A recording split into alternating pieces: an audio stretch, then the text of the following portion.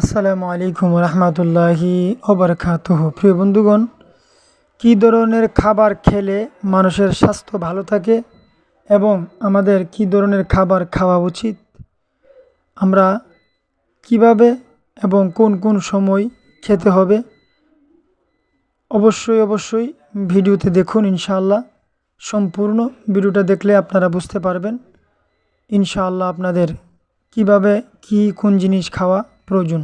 বন্ধুরা, সম্পূর্ণ হাদিস এবং কিতাব থেকে দিচ্ছি, আপনারা আমার সঙ্গে থাকুন। বন্ধুরা, এর আগে বলতে চাই, আমার চ্যানেল সাইফুল দোয়া মিডিয়া এ পর্যন্ত যারা সাবস্ক্রাইব করেছেন সকলকে অসংখ্য ধন্যবাদ জানাই।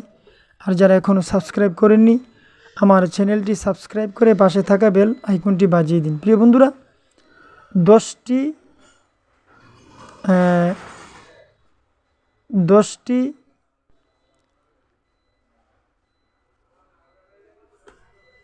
খাবার দ্বারা 10টি কাজের মাধ্যমে এবং খাবারের মাধ্যমে আপনার স্বাস্থ্য ভালো থাকে। প্রিয় বন্ধুগণ, কোন কোন 10টি খাবার আপনারা অতি জরুরি খাওয়ার দরকার? বন্ধুরা, 1 নম্বরে আপনারা যখন পানি পান করবেন তখন আপনারা ঠান্ডা শরবত পান করবেন। এত বেশি ঠান্ডাও না, তেমন গরমও না। আপনি যদি বেশি ঠান্ডা শরবত, মোটামুটি ঠান্ডা শরবত পান করেন তাহলে আপনার স্বাস্থ্য ভালো থাকবে, মোটা তাজা থাকবে। 2 নম্বরে মিষ্টি দ্রব্য খাওয়া। আপনি যদি মোটামুটি মিষ্টি দ্রব্য খান, মিষ্টি অথবা মিষ্টি জাতীয় জিনিস খেলে আপনার স্বাস্থ্য ভালো থাকে, মোটা থাকবে। 3 নম্বরে হালাল জন্তুর, মানে যেগুলি আমাদের মুসলমানদের উপর খাওয়া জায়েজ আছে, এই সমস্ত জন্তু, এই সমস্ত পশুর ঘাড়ের গোস্ত খাবেন সবসময়। 4 নম্বরে গরম ভাত খাওয়া। আপনি যদি সবসময় গরম ভাত খান, ঠান্ডা ভাত খাওয়া যাবে না, সবসময় গরম ভাত খান, তাহলে আপনার স্বাস্থ্য ভালো থাকবে। 5 নম্বরে ঠান্ডা রুটি খাওয়া। আপনি গরম রুটি না খেয়ে ঠান্ডা রুটি খাবেন সবসময়। 6 নম্বরে হচ্ছে আপনার সর্বদা মাথার তেল ব্যবহার করা। আপনি সবসময় মাথার মধ্যে তেল ব্যবহার করবেন, খালি উড়া মাথা রাখবেন না, তেল ব্যবহার করবেন। 7 নম্বরে কাঁচা আঙ্গুর খাওয়া।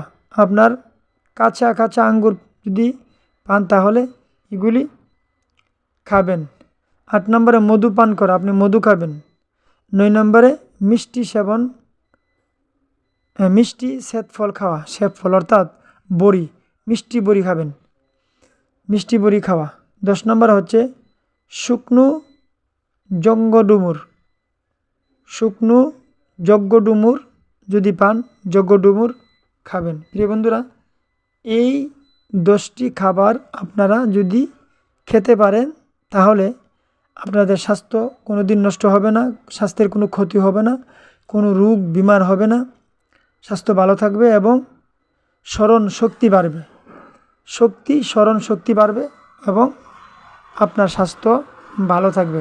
এই জন্য বন্ধুরা, খাবার সময় চিন্তা ভাবনা করে আপনারা খাবার খেতে হবে। এমন খাবার খাবেন না যেই খাবার খেলে আপনাদের ক্ষতি হয় এবং আপনাদের কষ্ট হবে, আপনার রোগ বিমারে ভুগবেন।